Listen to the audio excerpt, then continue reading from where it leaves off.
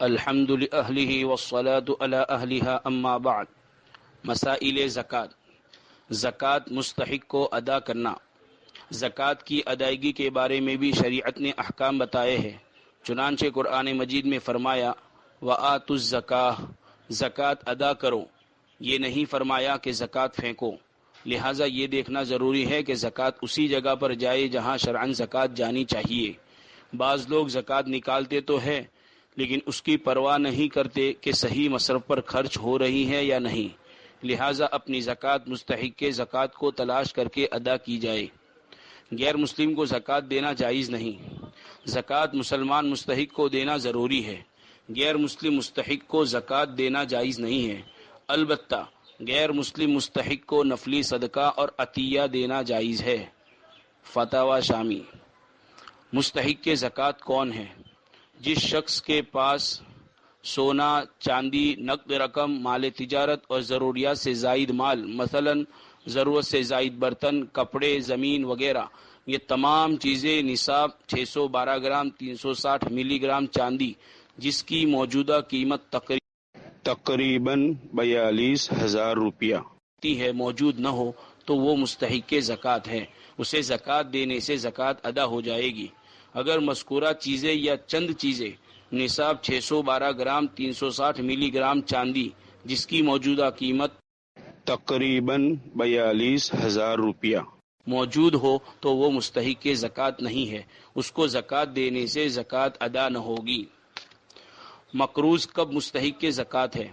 اگر مقروض کے پاس سونا، چاندی، نقد رقم، مال تجارت اور ضروریات سے زائد سامان نصاب کے برابر ہے مگر اس سے زیادہ قرض ہے تو وہ مستحق کے زکوٰۃ ہے، اسے زکوٰۃ ادا کرنے سے زکوٰۃ ادا ہو جائے گی۔ اس مقروض کو زکوٰۃ کی رقم مالک بنا کر دینا ضروری ہے۔ شامی زکریا۔ زکوٰۃ کی ادائیگی کے لیے تملیک ضروری ہے۔ زکوٰۃ کی ادائیگی کے لیے زکوٰۃ کی رقم مستحق کے زکوٰۃ کو مالک بنا کر دینا شرط ہے، لہٰذا کوئی بھی ایسا کام جس میں زکوٰۃ کی رقم مستحق کے زکوٰۃ کو مالک بنا کر نہ دی جائے تو زکوٰۃ ادا نہ ہوگی۔ مثلا زکوٰۃ کی رقم براہ راست مسجد و مدرسہ وغیرہ کی تعمیر میں صرف کرنا درست نہیں ہے۔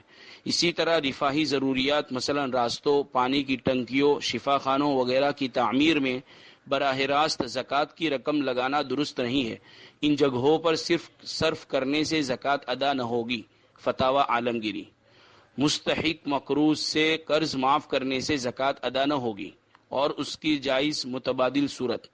مستحق مقروض سے زکوٰۃ کی نیت سے قرض معاف کرنے سے زکوٰۃ ادا نہ ہوگی۔ صحیح صورت یہ ہے کہ مستحق مقروض کو زکوٰۃ کی رقم دے کر اپنے قرض میں اس سے واپس لے لی جائے، اس طرح کرنے سے زکوٰۃ ادا ہو جائے گی۔